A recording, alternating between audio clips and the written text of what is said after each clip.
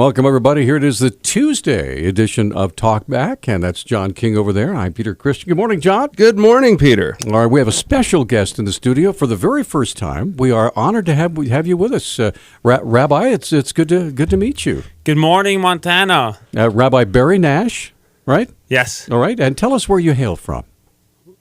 There's a country called Brooklyn, New York. We have met others of your kind from Brooklyn. Yes. Yeah. Yes, indeed. I don't know if you've met Bob Seidenschwartz, but you carry the same lingo. Yes. So anyways, just for those who are listening, Brooklyn, New York, obviously it's It's one of the boroughs. of Right. New York. And my wife and I, Shayna, and our children, Riva and Mendel, we moved out here in the end of May. We came to Missoula to serve the Jews of Missoula and Western Montana to help the community grow in any ways that we can help them, particularly in Judaism and in knowledge and in practice. And, of course, doing it with a smile and with joy. Now, you gotta. I gotta wonder. I assume that New York Judaism is maybe a little bit different than German Judaism or Montana Judaism in Israel. But what is Montana Judaism like? Do you find it's a little bit of a different culture over here? Yeah, absolutely. Well, Judaism stays the same wherever you go. You know, if people on a camping trip, even to the... I lived in Australia for a few years, and we spent... A couple of years ago, we're actually approaching Passover. I was in Byron Bay, which is near Surfers Paradise in Australia. But wherever you go, Judaism is the same. But the challenges are always different. Okay. And though Missoula is a wonderful... but Missoula is a wonderful place, and Montana is a place which we don't want everyone to know about, otherwise we will be flooded. So we keep the good stuff here. But kosher is difficult, So tell us some of the practicalities here. What is difficult about being kosher in Missoula? Well, to be kosher means that, number one, there are kosher ingredients. Okay. And number two, anything that's processed needs to be with kosher ingredients, and the equipment needs to be, kosherized, sterilized before being used. So. Now, would you do me a favor? Forgive me. I'm one of the rank ignorant. Could you please explain to me what the word kosher means? Because we hear that all the time, and we just kind of assume we know what it means. A lot of folks are saying, "Would you get him to explain what that means?" What is kosher? The definition of kosher means permissible to consume. Okay. Or now it's used kosher, permissible to whatever the context would be. Okay. So kosher, permissible to eat, and that would be a kosher. A kosher animal. A kosher animal is permissible to eat, to consider if it's dealt with and slaughtered in the correct manner. And anything that's processed needs to be processed in a kosher facility. Many things in many items in the stores are kosher. Mike and Ike's are kosher. Mike and Ike's. It's good to know. I'm just fundamental. Saying, it is. First of all, Mike and Ike's you find everywhere. But also I'm saying, let's see, we just closed down Safeway over here. But most of the products were kosher. Mm-hmm. That means most of their produced products were kosher, besides the ham and bacon stuff. But produced products, processed products are kosher, considering that there's a kosher certificate on it. And that's very popular. What are the surprising things that aren't kosher? Like, where am I going to get in trouble with my Jewish friends when I'm serving them a meal? I think something's okay and it's not. Like, what are the things that kind of surprise you? Wine, bread. All wine is not kosher? No, all wine is kosher, meaning it could be kosher. You just have to verify that it's kosher. That's it. Gotcha. So you actually have the good food store has, they carry one product. Hopefully they'll start carrying more. But one kosher wine, to my knowledge. There's one kosher wine. What in the production of wine makes it not kosher? It's a more sophisticated thing, but like I said, anything that's produced just needs to be dealt with. When it's produced, needs to be dealt with in the proper way. But just for example, if they use any non-kosher ingredient, or the barrels they use were used for previously non-kosher ingredients, then the next production is going to be non-kosher unless it's dealt with properly. Sterilized or koshered. Now, here's a very big question, because Missoula is huge on, as you know, there's a brewery or microbrewery on every corner almost. Is there such a thing as kosher beer? Absolutely. Absolutely. Okay, a sigh of relief just went through the land. Absolutely. And most beer are kosher, and the reason is because they're produced by a very natural and with few ingredients. And most beers, those ingredients are all kosher. So most beers are kosher unless they mix some non-kosher wine in it, or if that's, I know some vodka they use non-kosher wine at times. I'm not sure the production of beer, but most beers are kosher. I have to ask you a question. Okay, you come from Brooklyn to Montana. I don't know how many of the Montana Jewish population you've met yet, but I assume it's a fairly high amount. I've met a decent amount too. Are they all kind of slackers? Because I haven't met anybody that asked, whether or not something was kosher. Everyone, and all those who are listening, Judaism is a personal connection with you and God. Okay. And every religion, I think, is like that, a personal connection with you and God. So wherever people are holding, I respect that, and I encourage that they grow at their own pace, at their speed, in the way that they wish. That being said, you have many people in town that are kosher for Passover, for instance. Mm-hmm. So I do order kosher meats from out of Montana, and I just got delivery Saturday night. So I just got a few people that wanted to take kosher chickens from me. So for Passover, they're kosher, which means they're eating kosher chicken for Passover, which is something which is wonderful, and they should be complimented for that. So maybe next year he'll do Passover and another 8 days after Passover. So if people aren't kosher, that doesn't mean that they're not going to be kosher tomorrow. We have the same issue in Christianity. Well, yeah, people that show up for Easter and Christmas. Because we call them see-and-ears. Right. They show up for Christmas and Easter and say, thank you very much, and we'll see you next Christmas and next Easter. So. Right. But like I said, this is someone he's eating Pesach himself. This is his chicken for his own house, not because he's celebrating Passover with that chicken. Just throughout, he just wants to have kosher chicken on Passover. That's his own thing. Well, that's fine. And I think one thing is for sure, from what I understand from my brief looking at the whole subject, is that kosher food is actually really very good for you, right? I mean, because it's made specifically to so it won't harm your body in some way, right? They say that it's definitely, the process is definitely cleaner, and many people who aren't even Jewish and some Jews who aren't religious do put effort in receiving kosher meats. Okay, we're up against a break. Catherine is with us. She's going to have some questions for you. She'll have to strap those headphones on here in just a minute. 721-1290 is our number, 1-800-568-5309. And we'll be right back with more of Talk Back in a moment. Hey, we're back on Talk Back. 721-1290 is our number. That's John King. I'm Peter Christian. Joining us in the studio, Rabbi Barry Nash. And he is relatively new to Missoula, right? Yes. So how do you like it so far? Missoula is a place which I recommend my family to come and friends to come. Montana is definitely a different and welcoming, wonderful, wonderful place to be. People are spectacular over here and very, very nice.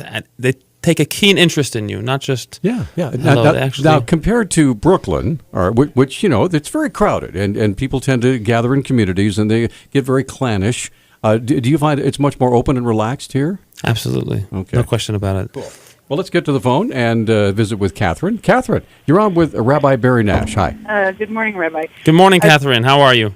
I'm doing fine, thank you. Very well. Okay, I was curious which tradition, since you're from Brooklyn, Hasidic, Orthodox, Reformed, Liberal, what is your primary emphasis or denomination, if you will? I am a Hasidic Orthodox Jew, part of the group of Chabad, Chabad. You can check us out on Chabad.org. My website is jewishmissoula.com. But most of the people that are interested in Chabad, I would say, are people who are unaffiliated or not Chabad. People take a keen interest in our approach and our excitement in Judaism and our Hasidic philosophy. So I'm sorry, Chabad is a branch of Hasidism? Yes. What characterizes it, if you could? Chabad is a movement that started in the 1700s by Shner Zalman of Liadi, and what characterizes it is a focus on loving and caring for every individual, as well as abiding to the Jewish law, but putting great effort in understanding as much as we can, because we know that Judaism to understand God and the Torah. Excuse me. To understand God and the Torah is something which is infinite, and we're limited beings to comprehend godliness, but we still are blessed to have a mind, and some of it we can understand, and therefore we do understand that it's godly, but we still put an emphasis in understanding as much as we can. So that's Chabad. Loving every person and loving the law, but putting an effort in understanding it. Okay. Anything else, Catherine? So the primary, what is the primary form of Judaism that has been practiced in the past in Montana? I can't talk for all individuals. I know Chabad has actually been visiting Montana since 1956. Okay. The Lubavitcher Rabbi, Menachem Mendel Schneerson of blessed memory, who's the 7th leader of Chabad, whose date of birth is actually today. Wow.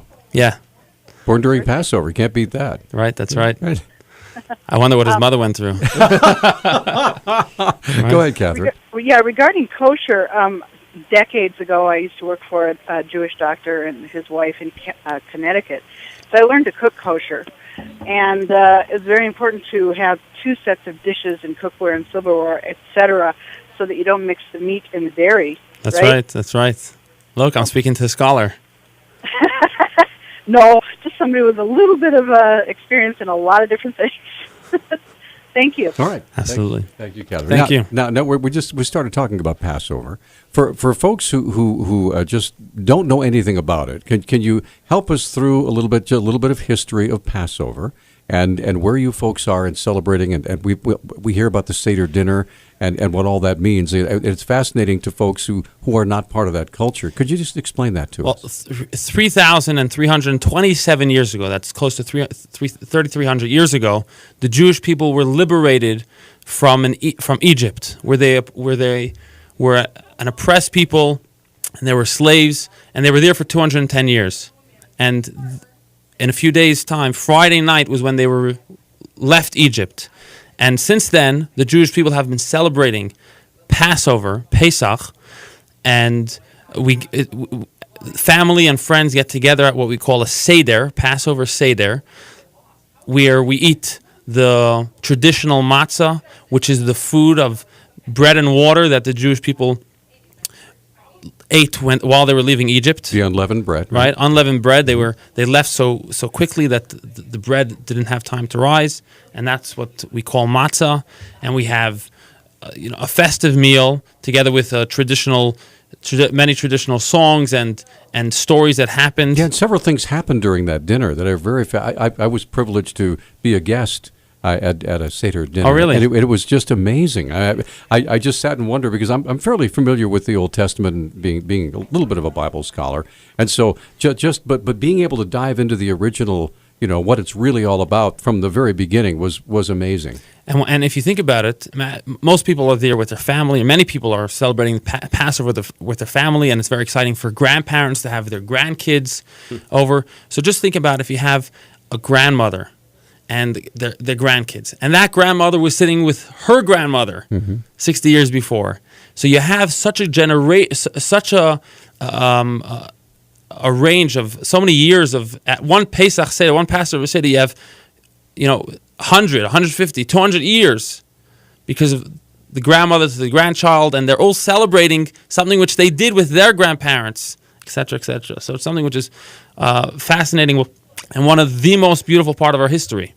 And if there's anyone listening out there that's part of the Jewish faith that would like to take part in the Passover Seder, you're welcome to come to my place Friday night. You could check us out on RSVP on jewishmissoula.com, and you have my contact info there. I have to ask you a question because you made only one. Yeah, well, I got lots, but you made pretty broad acceptance. I asked you whether or not the Jewish people in Montana were kind of slackers, and you said everybody kind of comes to God on their own terms, and they're doing their best, they're trying, and we love and embrace that. So, what does it mean to be Jewish fundamentally? Because you said if you're Jewish and you want to come to the Seder, there's this event. What are the rudiments? What's the very fundamental basis? What do you need to have to qualify? To be Jewish? Yeah. Either a Jewish mother or to convert to Judaism. But for someone to be Jewish doesn't mean that they need to there's being Jewish, and then there's living like a Jew. So for people to live like a Jew, what inspires people to do something different than the norm? What inspires people to eat something that most people won't eat, or not to eat something which people do eat? That takes education. It takes understanding, discipline, and discipline. Right. But many people don't have that. The education, since. Yeah, we're up against a break. But if you could explain to me a little bit, one thing I've heard that is absolutely unparalleled in human history is the way that the Jews have been able to, no matter where they are sent, no matter where they're enslaved, no matter where they were sent all over the world, no matter what cultures they landed in, they were able to retain the basic nature of who they were. And I think it's the only people group that's ever really been able to do that without being totally assimilated into whatever society they went to. Could you answer that when we come back from the break? All right. Sure. 721-1290 is our number. We're coming right back. Rabbi Barry Nash joining us here in studio. Eric, we'll get you on as well right after this. Hey, we're back on Talkback. 721-1290 is the number. I'm Peter Christian. Of course, John King over there. Rabbi Barry Nash joining us in studio. Now, the question I asked you was how is the Jewish people able to retain their individuality and their identity no matter what culture they landed in throughout history? What's the secret there? Well, I'm not sure the secret. If we know the secret, I think everyone would use the secret. Okay. But I think there's a few factors, and one of the things that make that Jewish people remain, a nation and a religion that's standing for so long. I think one of the things are the Torah, because, like I said, the Torah is the wisdom and the backbone of Judaism. Judaism is kind of a branch of three things: the Jewish people, God, and the Torah. And the Torah is something which is an educational work of God, and together with the Talmud and Halacha, the Code of Jewish law, these things keep us somehow. They keep us on guard. And I think it can be better. I definitely think it can be better. It's true that the Jewish people are still strong and alive, but I think that we need everyone in their own life need to strengthen their connection. And everyone listening, we should all do our best to strengthen our connection. Okay, let's get to the phone and say good morning to Eric. Eric, you're on with Rabbi Nash. Hi. Hi, Eric. What's up, How are Eric? you today? Go ahead. In my mind, our best is not good enough. And in the Old Testament, or I suppose what you call the Torah, there were altars where animals were sacrificed for sin. And blood flowed from these altars in the tabernacle. Abel brought a blood sacrifice to God for his sin, recognizing that all men have fallen in Adam. And blood is the basis of the forgiveness of sin because God requires death for sin. And since man sinned, man must pay through death. What atonement, if you sin today, what atonement do you have before God? On what basis do you approach God? And that's my question. Okay, thank you. So, Rabbi, that's a very good question. From my understanding, death is not something which is a prerequisite for an atonement. I think the Jewish understanding of atonement is something which is beyond reason, which is something that, because of God's kindness, He lets people return, even within moments. So repentance comes from the decision of not continuing what we're repenting for. So whatever that may be, the decision to stop, and the focus of this is to, like we mentioned before, is the relationship between you and God. Just like a person can have a relationship with another person, and they do something wrong, the other person can, because of their love for the person who sinned against them, can say, "I forgive you." But they want to see that the person builds that relationship and makes it even stronger. And I think the same is true with Judaism.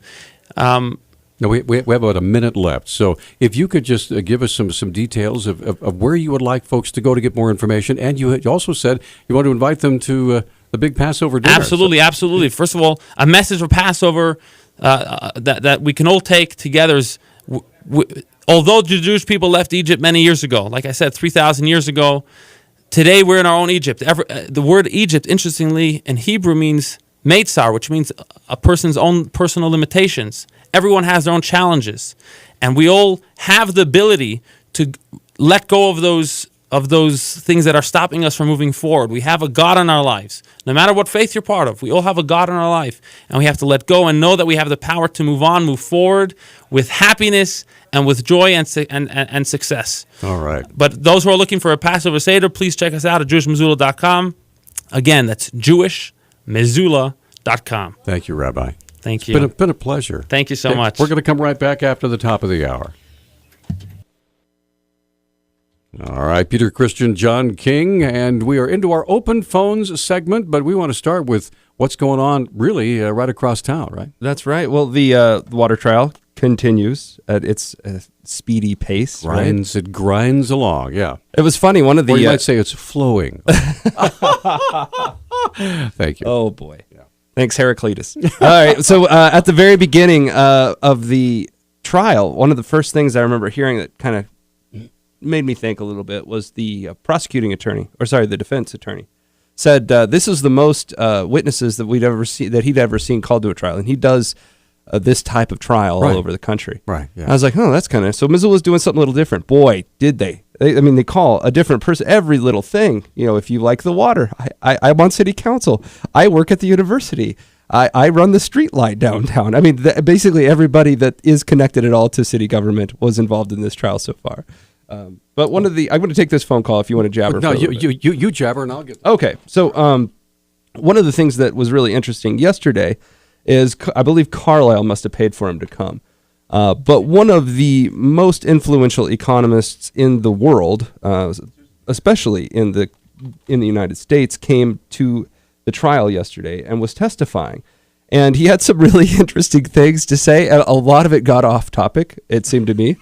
Literally, he was judging different political administrations on the way they handled the economy at one point. Well, I have Arthur Laffer 1 and 2 here. Yeah, so Arthur is the name of the guy, Arthur Laffer. And he's famous for supply-side economics, and he's also famous for something called the Laffer curve. I won't give it away. If you know it, you already know it. If you don't know it, you can find out, and he'll describe it in a little bit. Look it up, yeah. But he was asked directly to look at Missoula, the eminent domain case here in town.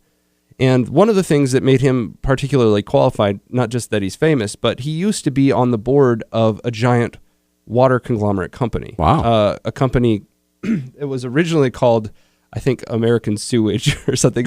They changed it to the more flashy name of U.S. Filter. Okay. And then U.S. Filter was bought out by a giant French company called Vivendi. Okay. And Vivendi changed its name to VE something, and I think it was later bought out by a German company. Okay, so anyway, he has a long history of making the economic decisions of whether to buy or sell or get involved in this water system or not this water system, et cetera, et cetera. And so he was asked some of his basic questions. He was asked to look at the Missoula water system and to look at I believe it was the depositions from Mayor Engen, sure, Bruce Bender, and I can't remember the other one that actually had a good case. The one that kind of lined out the events that happened in Anaconda and Butte and compared and contrast them with Missoula. Sure. You'll hear his name comes up in the audio here. Anyway, after all of that, and after giving his long resume of writing like some 20 economic books and running the government for some time, he makes the final statement, and this is what he says. It's cut 1 if you've got there. Here we go. Honestly, there's no compelling economic argument for public ownership of the water facility here. It's just not more necessary than private ownership. Why is that? Because the company, Mountain Water, has done an excellent job, in my opinion. It's served the community for a long, long time without major glitches. And, when something works, it's not time to change it. My view is the old Latin phrase, primum non nocere. And what does that mean? First of all, do no harm. Okay. Common slang word would be, if it ain't broke, don't fix it. Okay. And is there a situation or a set of circumstances under which you would agree that municipal ownership is more necessary than private ownership. I sure would. Yes, I would. Can you describe that? Sure. If it is broke, then you should fix it. I mean, take, for example, the one that Tom Powers put in his report extensively was the Anaconda Butte situation. I would be here today testifying on behalf of the municipality for taking over of that private water company. So you reviewed Dr. Powers' report in that regard? Yes, I have. And you saw the facts that he relied upon in relation to Butte? Yes, I did. And from your understanding, are any of those same facts present in Missoula with the Mountain Water Company? Well, not the same ones that were in Anaconda, no. I mean, the facts that required that to be taken over are not here today. Okay. So as you sit here today, do you believe it is more necessary for the city of Missoula to take Mountain Water? I do not think so at all. No, I don't. Okay. There you go. No economic reason to do it, basically. There's no reason. Yes. It's pretty short. Which is what many people have been saying since the beginning of this. A lot of people have been scratching their heads saying, and I think initially what Mayor Engen came forward with is we just don't want some nasty, evil corporate, multinational corporation owning our water. Well, actually, Mayor Engen's case was made through the cross-examiner. In cut 2, okay, we have a section where the cross-examination basically says, and he's making the case indirectly, of course, because he can only do it through questions. But the case basically from the city is, hey, this corporation has to pay money to its investors, has to pay money to its ownership. The city won't have to do that. We'll be able to capture that money and we'll be able to reinvest it into the water system if we want to. Okay.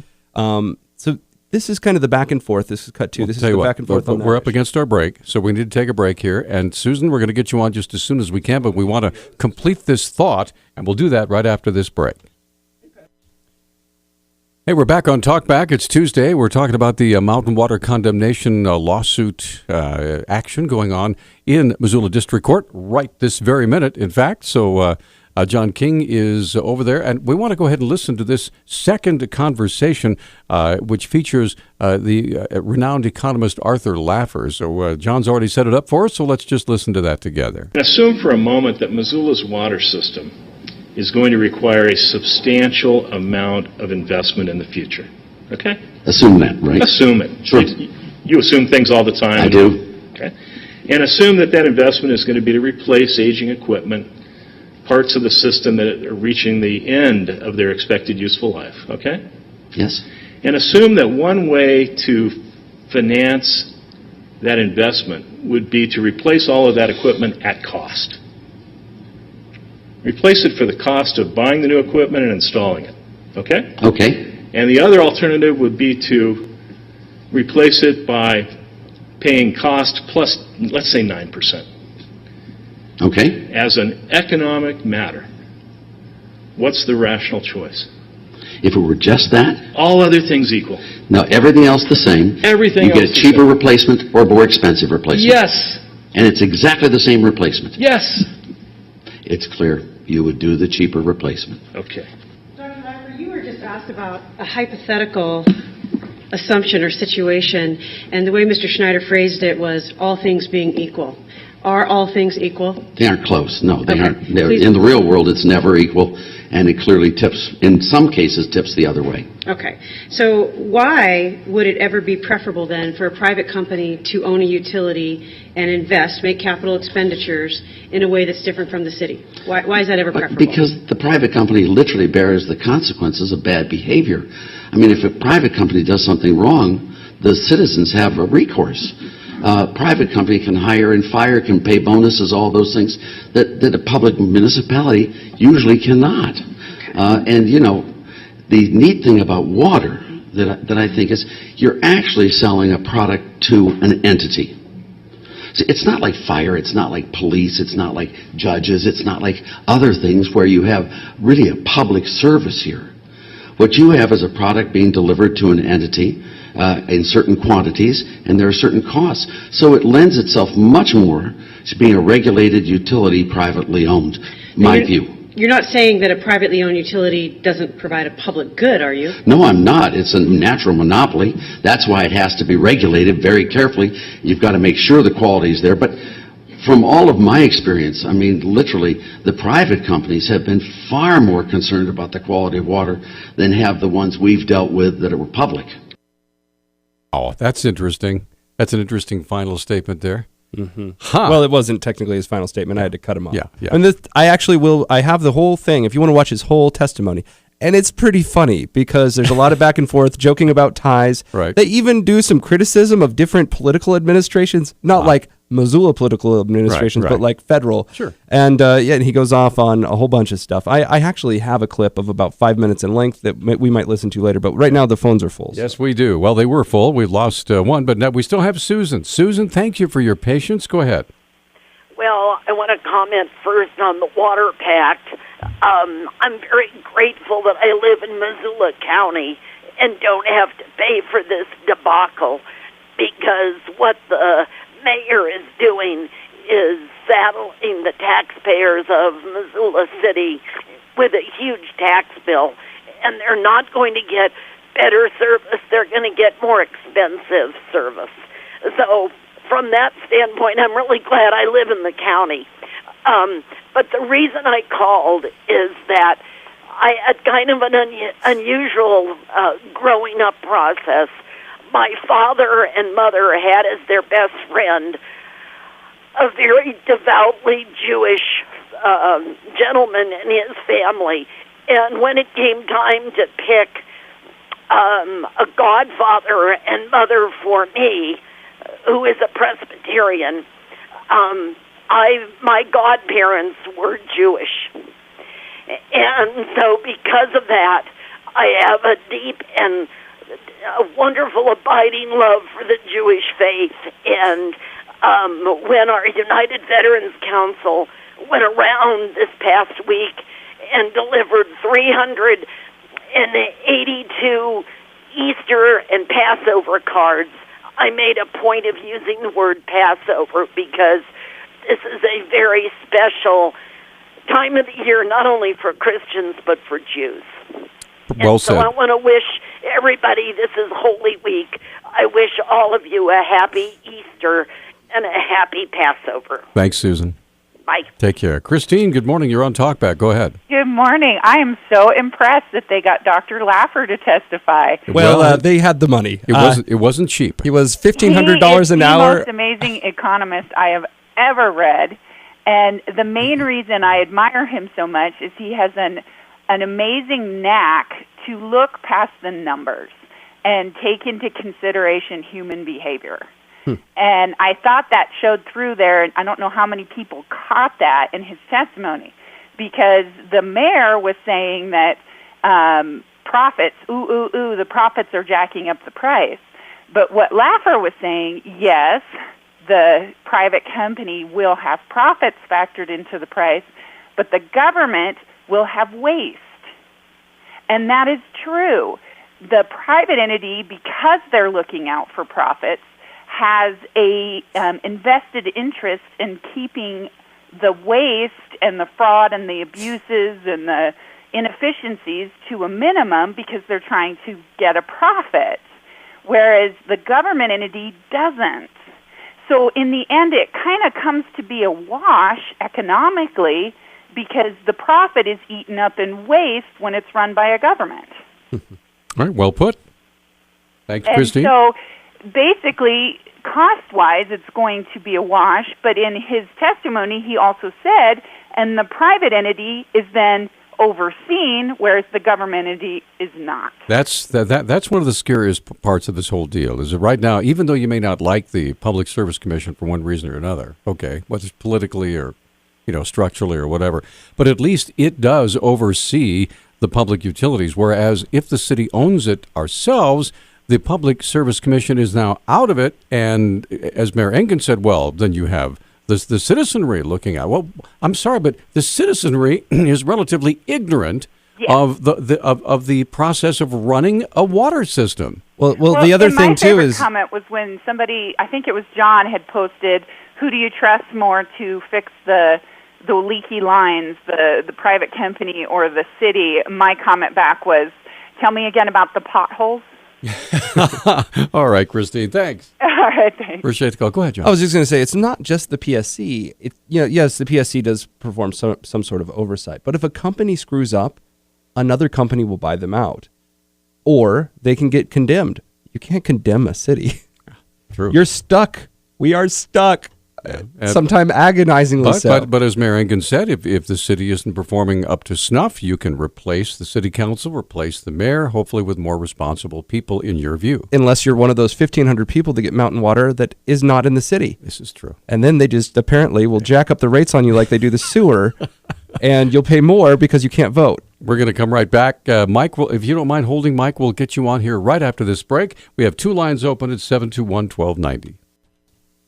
Talkback, 721-1290 is our number. It's about 23 minutes past the hour.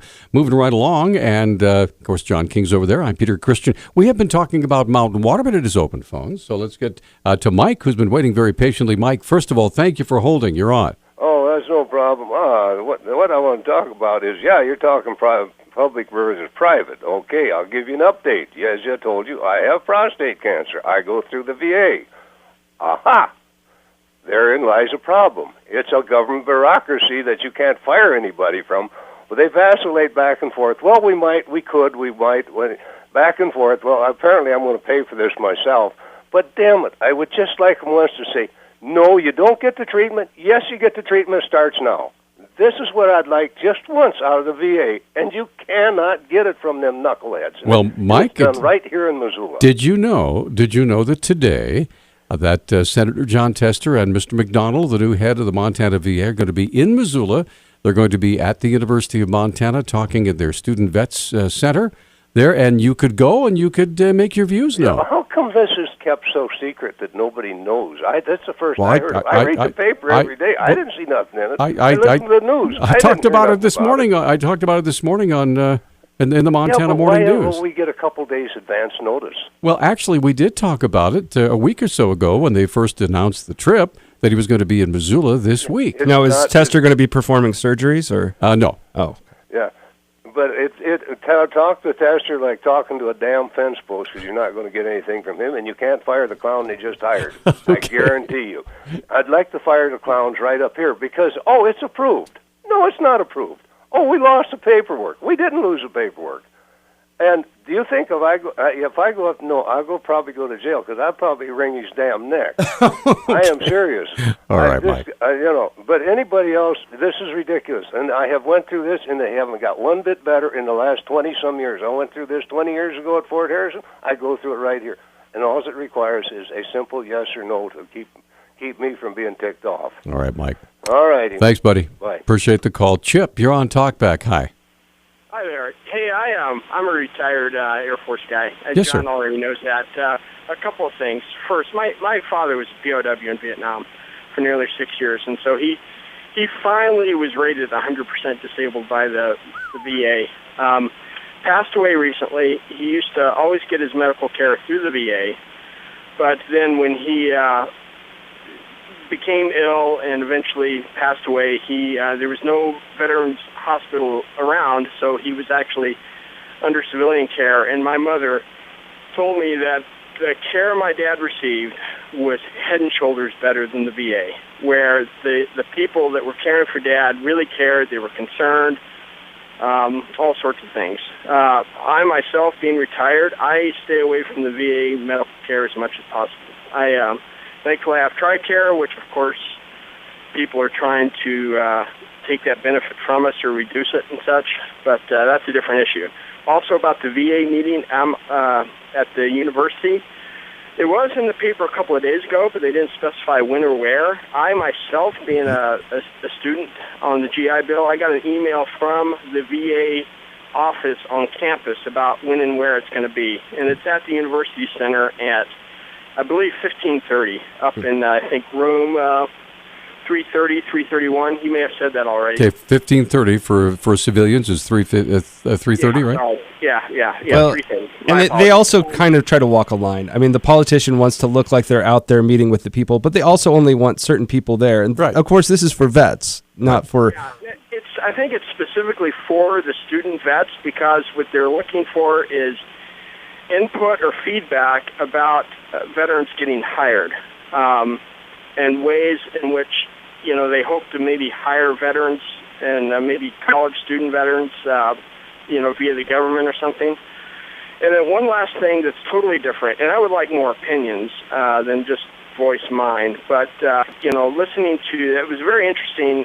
Listening to the Jewish gentleman, and I could have peppered him with all sorts of questions about his heritage and how far back he traced his lineage and such. But my question is about how far are we willing to go as a society to defend Israel? Personally, I'm glad Israel exists. I wish for them peace. I wish for them, prosperity and just be able to live in peace and such. And I do think that we need to, keep the Iron Dome in place. And I also think we need ourselves to develop a sound theater ballistic missile defense system, which we could also give to Israel. I think that would make a big difference. But I would like to hear opinions of others, if they're willing to give it. To what extent do we protect Israel? I mean, how much more money do we pay? Or are we willing, how many men and women are we willing to put it, at risk? I don't think that it's really not about defending Israel. I mean, America should not be involved in any country unless it's for her own self-interest, I think. But I do believe that having a strong Israel does make a stronger and safer United States. For many of the reasons you just mentioned. I mean, if Iran controlled that territory, would that be better for us? Or if Saudi Arabia, or if even Egypt, I mean, some of the tamer countries in the region, we'd still be worse off. Israel has produced and benefited the U.S. greatly, not only in technology, but also in military endeavors, economic endeavors, for multiple reasons. Well, John, we've given them a whole lot of aid, and then in turn, because we've given them aid, we've had to give our Arab allies a lot of military aid also. So when we sell Israel F-15s, well, Saudi Arabia says, well, we want F-15s also. Or Egypt says, well, we want F-16s also. And a lot of that we give them, or we give them at a pretty cut-rate price. So we do spend a lot of money for Israel, and then in turn, then we give a lot of aid to our Arab allies also to appease them. I mean, it's Oh, I get you on USA. That's a little bit of a different, are some of our tactics, I would agree. I think some of the tactics that we use in our quote-unquote support of different countries are, well, sometimes they're underhanded. Sometimes our support of a country is actually just benefiting us economically. Sometimes we're just giving the money away to people because that's what we need to do politically to appease them, and it's going to tyrants and dictators oftentimes. And I think that's bad human policy. I'm sorry. I'm not able to hear you completely. I'm getting some feedback.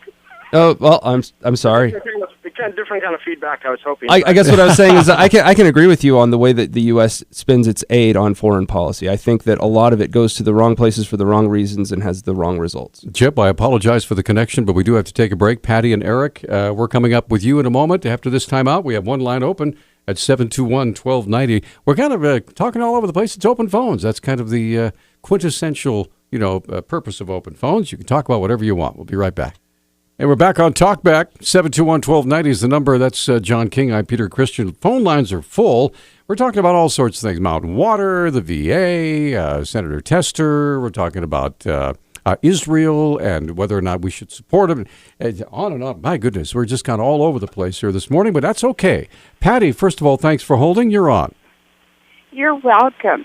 As far as Israel goes, I met the rabbi. He's a very nice man. I met him at the DMV. However, I don't agree with Netanyahu when he says to us, stop the honey talk with Iran. I was furious. I thought, who does he think he is? Stop the honey talk. Is that what you said? Okay. Yes, he said stop the honey talk with Iran. He's the leader of the country that Iran has threatened to wipe off the map. That's who he is. Well, you know what? People say things. Well, yeah, Iran says that very frequently over the last 40 years. They don't have the capacity to wipe Israel off the map. Israel Not has more yet. nuclear weapons than any country in the Middle East. We've seen to it. Pakistan has a nuclear weapon. Huh? Pakistan has a nuclear weapon. So does India. And Iran's pretty close. Perhaps. Even our best officials think Iran is very close. Pardon me? Iran is very close to a nuclear weapon, and that's the concern. Very close. So now it's pre-crime. No, it's not like they're hiding it. We gave Israel a whole brand new fleet. You realize they have to of build an airplanes infrastructure. that were just. Yes, I get you with the airplanes. Fraction. Real quick, Patty. You realize there's an infrastructure you have to have in order to create a nuclear weapon. You need to have centrifuges spinning. You need to be able to have the raw materials to make the bomb, all of which Iran has and is attempting to do. And we know this. Listen, I know people in Iran, and they're sick of it too. Good. I mean, I hope they revolt. They have to have. I know a girl that just had a beautiful baby there, a mother that just had surgery, and they have to worry constantly about people threatening to bomb them. I mean, look what Bush did, axis of evil. So does that mean that those countries should go out and try and get nuclear weapons and bomb America? No, all those countries were trying to, and that's why they were called the axis of evil. What would they try and do? They were trying to, or had nuclear weapons. Yes, they were North Korea, Iraq, and Iran. Since the 1700s. Sorry? We went in and took the Shah out and brought Iranian people over here, and there's some that live right here in the Bitterroot that we gave almost $1 million loans to that were never paid back. So somebody was paid off for something. Just because Iran kicked American businesses out of the country and didn't want all the corruption, we're attacking them. You think that So just because of American business? So you go after the whole country. Come on. I'm shaking my head here. I'm not quite understanding where you're coming from, Patty, because here is a country whose leadership for the last 30 years has stated unequivocally that their number one goal, A, to wipe Israel off the map, and then B, let's go for the great Satan after that, which would be the United States of America. When you say that, hold on. When you say that over and over and over again for 30 years, after a while it begins to make a little bit of an impression on you. And so why would you not do everything possible to keep that country with that stated intent, to giving them a weapon that can help carry out what they've been saying they'll do for the last 30-some years? We've embargoed the country to the hilt. We have. However, stop the honey talk. Don't negotiate. Don't try to work something out. Just America goes in and does all the bombing and saves Israel. We do the bombing, we get bombed back. They do the bombing, they get bombed back. So talk us into it. All right. Thanks, Patty. Keep up. Now, one more thing I want to tell about the water company. Real quick. Go ahead. Okay, the expert says if it's not broken, don't fix it. California's water system wasn't broken either. Now they have a year's supply left. Who do you think is going to care more about the farmers, the municipalities, or Enron, or Carlisle? Get your water back, Montana. Thank you. All right, Patty. Thanks for the call. So can't make money if you have nothing to sell. Yeah. So let's tell you what. Let's get Eric on. We have 2 minutes before a break. So Eric, thanks for holding. Go ahead, sir. Yeah, I was kind of agreeing with Patty. The U.S. is the aggressor. They've been the aggressor for 100 or more years, destabilizing regions through their the scumbags in the CIA. Now, the U.S. is the aggressor against the American people through the NSA, overthrowing a legitimate government in Iran. And this is why the Iranians are angry with us. Arming Israel, giving billions of dollars to Israel every year. Now, you know that U.S. was not the only role player in throwing Mossadegh out of power. Israel is the U.S. puppet state to destabilize the region. You think it's caused more destabilization or more stabilization in the region? The reason that Iran, North Korea are the axis of evil is because they refuse the Western Central Bank to tax and control the system. And what about North Korea? In a microcosm, basically the Hamilton, Montana Police Department right now, when they pull you over, they ask you if you have a firearm in your car, and if you do, and this is going on in other places, they confiscate it until they have written you your ticket. And this is egregious. It's a violation of rights. It's an escalation. Instead of being peace officers anymore, they're escalating a situation and making it worse. And this is a microcosm of what the U.S. and its policies are doing around the world. All right. Thanks, Eric. Yep. Up against a break. Greg and Candy, didn't want to interrupt. So. I would love to hear from Hamilton or Ravalli County Sheriff's Department or police officer. Is that really what you do? Chris, Steve, give us a call. It does sound over the line to me. But. Yeah, 721-1290. Yeah. Anyway, Chief Oster from Hamilton, love to give him a call. Anyway, 721-1290, or if they do that, then what is the stated purpose? We're coming right back. Oh, blah dee, oh, blah da. Life goes on. Yeah! All right, 721-1290 is our number. Wow. Okay. I love being lectured. Let's get Greg on the line. Greg, you are on Talkback. Hi. Good morning, gentlemen. What's up? Just a quick comment. Last night I was watching Charlie Rose interviewing the president of Syria, Assad. Wow, okay. I saw part of that interview, too. And it was interesting that Assad brought up the thought of trying to get people to sit around a table of his country, of the countries around Syria. And these people over there, for whatever reason, can't even get themselves to come together and say, okay, we have a terrorist problem. Let's put aside our differences between our countries and sit around a table and decide how to in other words, they can't even talk about self-preservation together, can they? Exactly.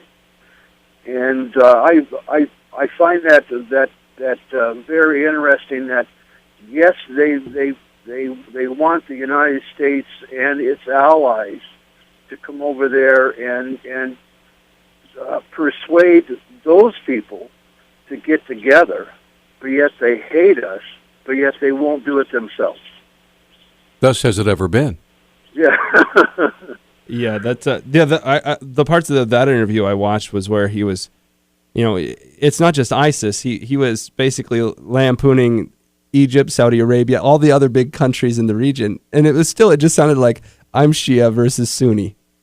Yes. It did not seem like they were about to walk down the aisle together. That's for sure. Hey, Greg, thanks for the call, sir.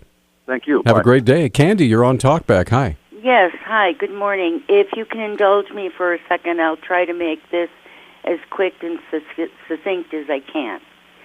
I moved my business in 1995 off of South Avenue, there on South Avenue, across from H&H Meats.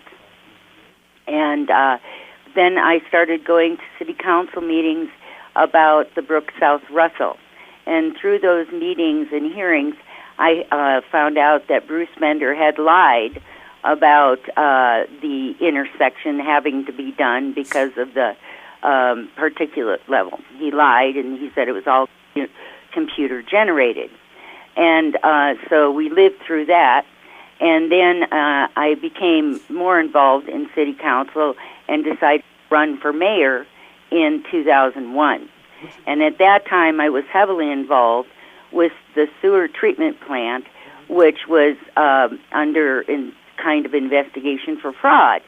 And the money, the sewer treatment plant was out of compliance and many other things that we found out about, but we were lied to about the sewer treatment plant. Real quickly, and Candy. It was used for annexation purposes more than anything else. And I was there at the firing of the whistleblower. that told about the sewer treatment plant, and the peer paper was written. The peer review was written on the wastewater treatment plant and how it was a big fraud. So I cannot believe that the mayor testified in any way, shape, or form in support of the water treatment plant being a good example. And Bruce Bender is now the head financial officer, and he lies through his teeth. And this is all documented in tape and stuff like that. So I would never, ever, ever, ever, ever want my water in the hands of the government of this community, since it's been under the leadership of progressive socialists. All right. Thanks, Candy. Appreciate the call. Catherine, you're on Talkback. Hi. Hi. I guess I just wanted to, based on a couple of your last callers, I was just wondering if we could make a moral or ethical argument or a question. If we make a promise to our allies, are we, the United States, obligated to follow through ethically, morally, legally? And in some cases we have not, Ukraine, for example. But the other thing is then, if we do not follow through on the promises that we make, or the oaths that we make, shouldn't we then withdraw from trying to get people to do, or other countries to do whatever it is that we wish them to do? Well, I was thinking of Israel. Whenever there's a quid pro quo, if we do not do our part, why should we expect anyone else to do their part? Exactly. Well, that's a really big question for a democracy, because you have changing regimes, you have changing leaders. I mean, they might bounce back between Clinton and Bush for 30, 40 years, but you have different dynasties of leaders here in the United States. And yeah, I mean, it sounds okay when someone made a good decision in the past to keep it going, but what if someone really screwed up and made a bad decision in the past? It made a bad promise. Well, I guess I'm thinking about it as if we don't keep our word, both on a personal level and a macro level, why should anybody trust us then? And we've, like I said, we've done this before, where we have said that we were going to back up a nation. This is in Eastern Europe, and that we would provide their defense so they could get rid of their defenses, and then we didn't do that, and they were the ones that suffered for it. And so Israel, we have been backing up their defense, but we've also been pushing them in directions that they don't wish to go. So if we no longer back them up, as looks like it's coming down the line, then they should be able to be free to act in their own best interests without regard to us or our interests. Don't you agree or no? Well, I think what happened in Crimea was pretty bad form for both the U.S. and the other members of NATO that agreed to protect it. Yes. I mean, that doesn't stabilize the region or make anything better. It just empowers the powerful. It emboldens Putin. So, hey, we're up against a break, Catherine. Thanks for the call. Sure. Always good stuff from Catherine. George, I promise we'll get to give you, we have a 60-second timeout, and you're coming up right after that, so stay with us. We're back. 721-1290 is our number. Interesting history with this song, but we won't go there. That's John King over there. I'm Peter and caller number 2. Yeah. Let's get George on the line. George, first of all, thank you for holding, sir. What's on your mind? Well, I've never called a radio station before, but one of your previous callers blew my gasket, went right through the roof. And all right. The comment that you made about police officers securing, upon a traffic stop, a police officer, everybody knows who they are because they drive a marked police car. They have a uniform on. Yeah, big when bubbles. They pull somebody over, they have no idea who they're stopping. Right. The police officer asks the individual who he's possibly giving a citation to if he has any firearms in the car. Is that not a safety issue? Do people not understand that? If the officer then secures the weapon that's in the car, the person in the car is safer, the officer is safer, and then you make the statement that that's over the top? I can't believe that. Did I say that was over the top? If you said that if the person was actually taking the weapon from the person in the car, that might be a little over the top. If there were no charges, he said that it was happening with no charges. Well, charges?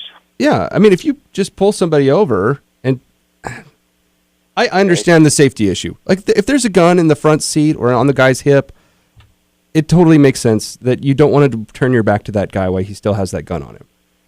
That would make sense. Yeah, I understand that. This guy has a rifle in the trunk, and he's getting pulled over for a speeding violation. Okay, that's a little absurd. Okay, so you can see how some people would hear that and take it to account for all instances and see that some of it could be over the top. And George, my perception was, and maybe I just heard it wrong, my perception was that the officer inquires about a weapon in the car. They say yes. He secures the weapon and keeps it. You see what I mean? That's what I thought was going on. Okay. But if after the traffic stop is over, will secure the weapon, right, and wait for, and upon completion of the interview, investigation, whatever, would then return the weapon. Yeah. See, my perception was that they weren't getting their weapon back.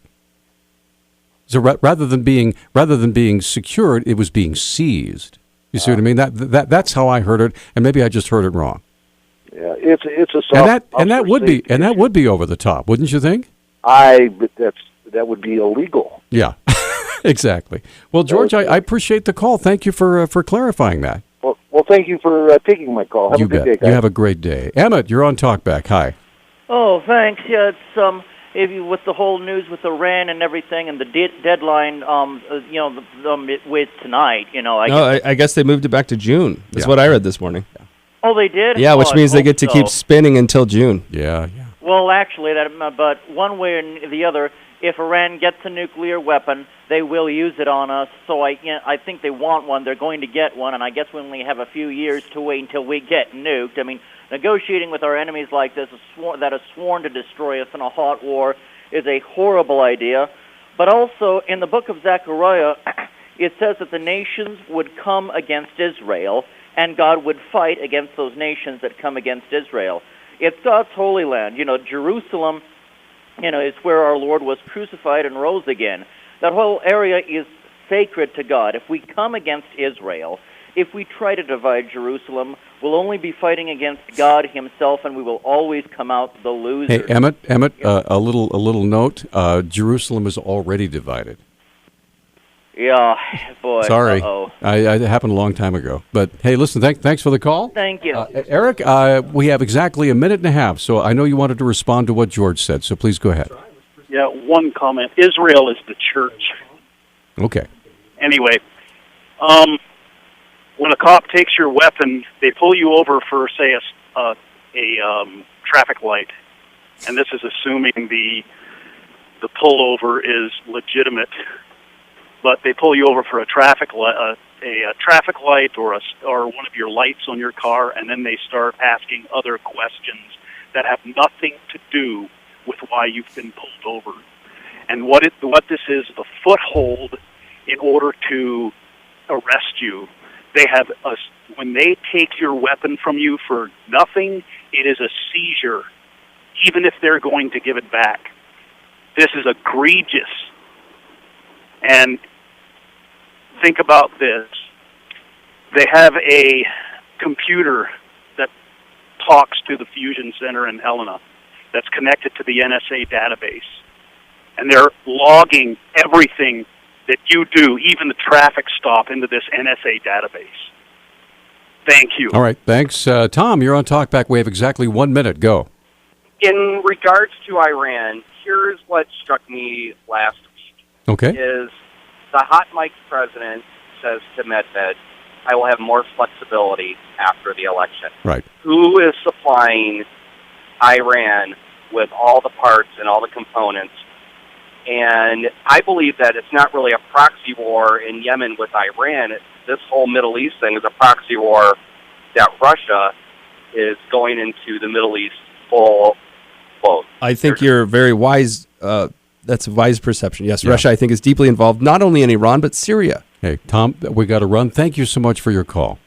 Wish we had more time. We're like almost completely out of time. What's coming up on tomorrow's fabulous radio program, John? It's tax day. It's April. That's right. April 15th. Everyone's excited, right? It's like your Monday, right? This has got to be the day for you. You love it. It's the day everyone else hates, but you love it, right, Peter? It's the day that I have to pay my quarterly taxes. Well, you don't seem so happy and enthusiastic. Joyous, wonderful day. It's like extra work for you. Yeah, thank you. I'm just going to go cry now. Have a good day, everybody.